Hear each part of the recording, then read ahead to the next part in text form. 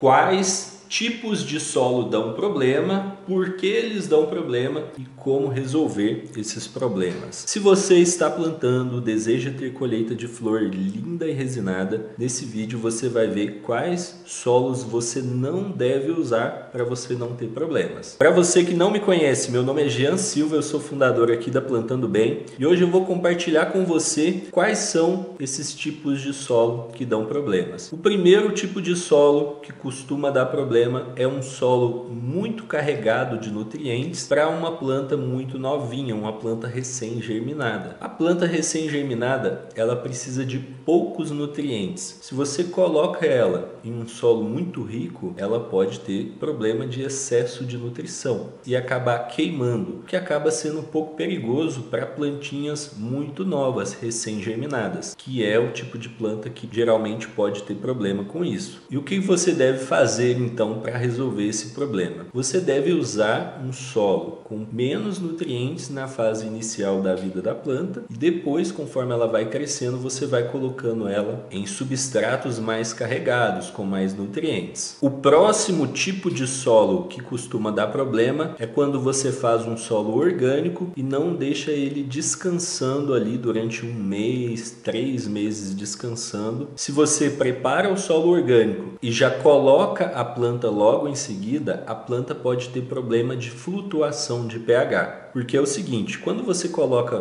compostos orgânicos em um solo, aquele composto orgânico ele não está pronto para a planta absorver. Ele precisa passar por um processo ali de decomposição e durante esse processo ele fica oscilando o pH. Pode baixar, pode aumentar o pH. Então, se você mistura os compostos orgânicos e planta a planta ali, o que vai ficar acontecendo? Aquele substrato vai ficar se decompondo e vai ficar alterando o pH. Quando ele está oscilando o pH, ele impede a planta de absorver os nutrientes corretamente. E o que você deve fazer então para evitar isso? Você deve deixar o solo descansando de 1 a 3 meses para que o substrato estabilize o pH e aí depois você vai medir aquele pH, vai ver se ele está no correto. Se não tiver, você vai controlar e aí sim, depois você planta a plantinha ali com o pH já estabilizado e controlado. O próximo tipo de solo que costuma dar problema é o solo muito compacto. Essa planta gosta de bastante oxigenação nas raízes. Quando você usa um substrato que não tem algum componente que traga oxigenação, como por exemplo perlita, fibra de coco, quando você não tem esse elemento,